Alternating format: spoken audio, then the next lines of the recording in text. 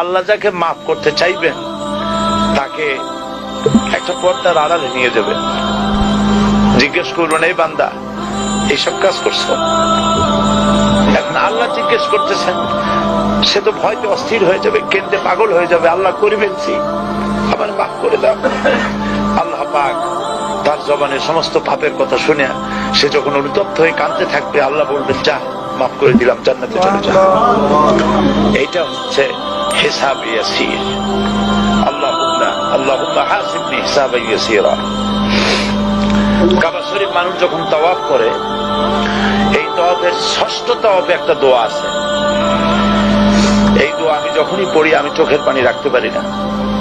ষষ্ঠ চক্কর একটি দোয়া আছে, দোয়াটা হচ্ছে,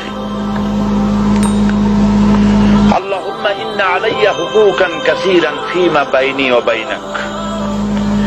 আয় আমার রব, তোমার সাথে আর আমার সাথে অনেক দেনা পাওনা আছে, আর তোমার বান্দাদের সাথেও আমার অনেক দেনা পাওনা আছে।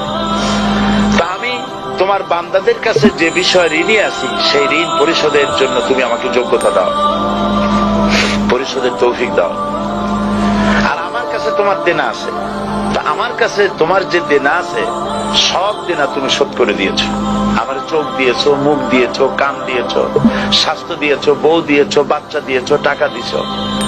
আমার কাছে সৃষ্টি করে তোমার যা দেনা ছিল তুমি সব তো শোধ করে দিয়েছো, কিন্তু তোমার দেনা তো আমি কিছুই শোধ করতে পারি। তোমার দেনা আমার শোধ করার একটা পথ আছে মাবুদ, সেই পথটা হলো তুমি আমার মাফ করে দাও।